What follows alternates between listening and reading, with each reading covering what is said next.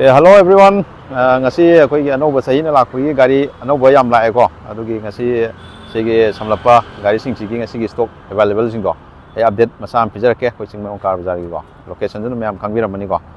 So sing merong gi bisal dagi hek koi gi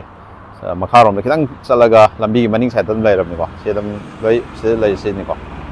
Ya se lai aham da sim hawjara ke koi baleno sigi showroom gi ni ko. Koi gi Nexa blue color da yam na fazab alpha ne top model ni ko yeng biro magi alloy design smile lai la ni tayar ga loi la fit har ya dare ale manung ja fit ulake manung je smile lai gani silai gani yo smile lai gani ko manung je am na le dare adu maning ja fit ulake ko maning na smile lai gani ko yam adum na li ko lang tri lang na gai pun kitang di thang adu ju yeng mun ngai di gari de silai de Mamangi looks ko. Sini magi price details silai de, si pizza de. Magi price detail na silai de. Baleno Alpha ni, koi 81,000 kilometer mu thau re ko. 2019 last magi price na 5,40,000. Adu ka mathang de so koi gi si jo yam na demand lai ba koi gi Hyundai gi Elite ni ko. Elite yam demand lai bu ni. Ada magi details so ya 40,000 kilometer mu thau re ko ma ja aduga magi front look smile lai gani aduga ma se price na koi ge 420 mu smile lai ko mai manung ju lake dom manung tre maning hanam ting bi maning gi look smile u ni ko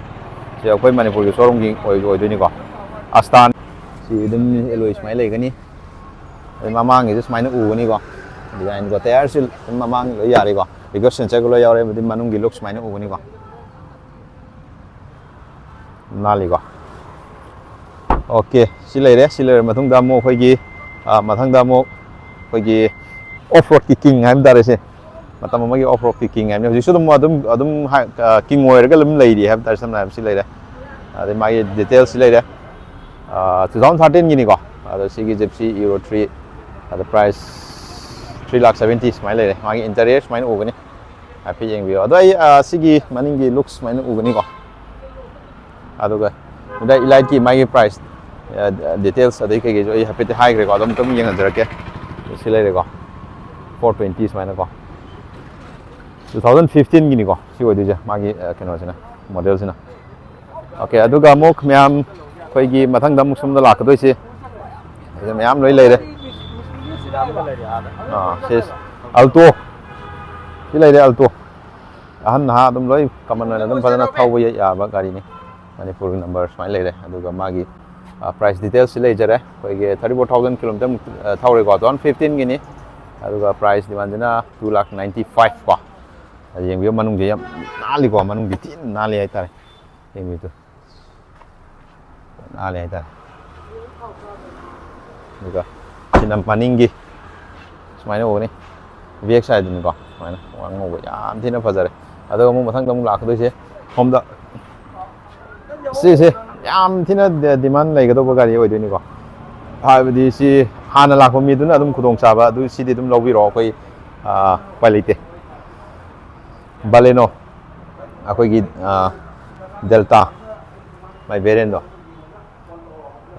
si keno ne manipur number ne first owner ju oi bu ko aduga yam tang na thau ba gari oi ba hai tare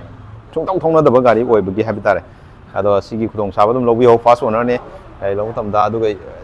less driving car hai tare only 4,600 km khak thau ngai ba 2020 gi ni ko ado 5,30,000 magi price silai jare tina fajari not even single scratch hai tare adu phau da yam na u di hai tare sa seng ha ga de manung gi interior mai u ne ko leather ga di nai de pura ko interior man hamba dum manam nam ni seli adu magi maning gi looks smile o gani ko rear wipers wi out jare defogger yaw jare ko yaw jare tina de spare gi mai ken oga se habit yeng si ko yeng ya but sam tina saw ni ko ai ken oja mai spare tire ba ud thang dadri mai ko ken os mam di mam ko okay ꯑꯗꯨꯒ ꯃꯊꯪꯗ ꯑꯃꯨꯛ ꯑꯩꯈꯣꯏꯒꯤ ꯒ꯭ꯔꯥꯟ ꯑꯥꯏꯇꯦꯟꯅꯤꯀꯣ ꯁꯤ ꯑꯗꯨꯝ ꯑꯩꯈꯣꯏ Manipur number ꯉꯥꯛꯇ ꯑꯣꯏꯗꯣꯏꯅꯤꯀꯣ ꯅꯝꯕꯔꯁꯦ ꯃꯥꯒꯤ ꯗꯤꯇꯦꯜꯁꯁꯤ ꯂꯩꯔꯦ 3,55,000 2017ꯒꯤ ꯑꯣꯏꯗꯣꯏꯅꯤ ꯔꯟꯅꯤꯡꯅ ꯑꯩꯈꯣꯏ 65,000 ꯀꯤꯂꯣꯃꯤꯇꯔ ꯁꯨꯃꯥꯏꯅ ꯑꯃꯨꯛ ꯊꯧꯔꯦꯀꯣ ꯑꯗꯨꯒ ꯁ꯭ꯄꯣꯔꯠꯁ ꯃꯥꯏ ꯚꯦꯔꯤꯌꯟ ꯁ꯭ꯄꯣꯔꯠꯁ ꯑꯣꯏꯕꯀꯣ ꯁꯨꯃꯥꯏꯅ ꯎꯒꯅꯤ ꯑꯗꯒꯤ ꯁꯤꯁꯨ ꯁꯨꯃꯥꯏꯅ ꯂꯩꯒꯅꯤ ꯃꯅꯤꯡꯒꯤ ꯂꯨꯛꯁꯦ ꯑꯗꯨꯝ ꯑꯗꯨꯝ ꯌꯥꯝ ꯅꯥꯜꯂꯤ ꯌꯦꯡꯕ ꯌꯥꯝ ꯐꯖꯔꯤꯀꯣ ꯗꯤꯐꯣꯒꯔ ꯂꯣꯏ ꯌꯥꯎꯔꯦ ꯑꯗꯨꯒ ꯁꯤꯒꯤꯅ ꯑꯃꯨꯛ ꯀꯩꯅꯣ ꯌꯥꯎꯗꯕ ꯔꯤꯌꯔ ꯋꯥꯏꯄꯔ ꯌꯥꯎꯗꯕꯀꯣ ꯃꯅꯨꯡꯁꯨ ꯍꯥꯏꯐꯦꯠꯇꯪ ꯌꯦꯡꯒꯦ ꯍꯥꯏꯔꯁꯨ ꯑꯩ ꯑꯃꯨꯛꯇꯪ ꯎꯠꯆꯔꯛꯀꯦ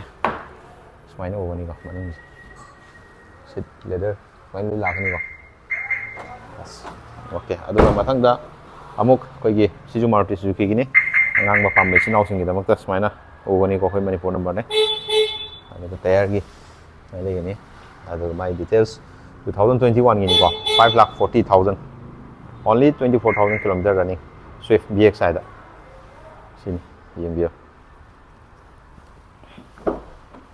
interior gi looks sumaina ugani ko angtrik langi ko yam aduga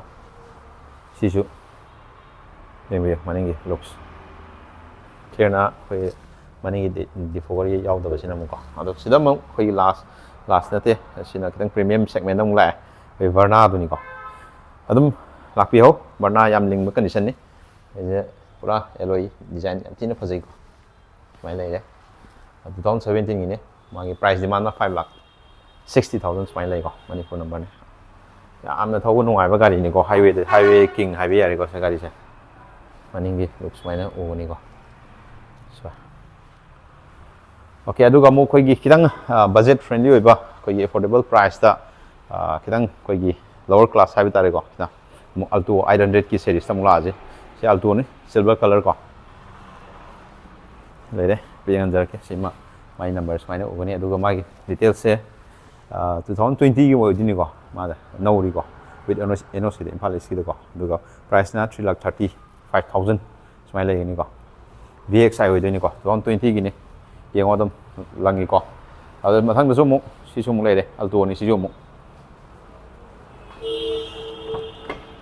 interior mai ugani ko dari masa adum nali ko ina leather ti oidu sit ko ini magi price details sida lei re 2014 ini mana mu West Bengal number oibu ko alto maina 26,000 kilo aduga 2,45,000 main lai gini ko front looks main ogani okay aduga ji me mu khoi last ta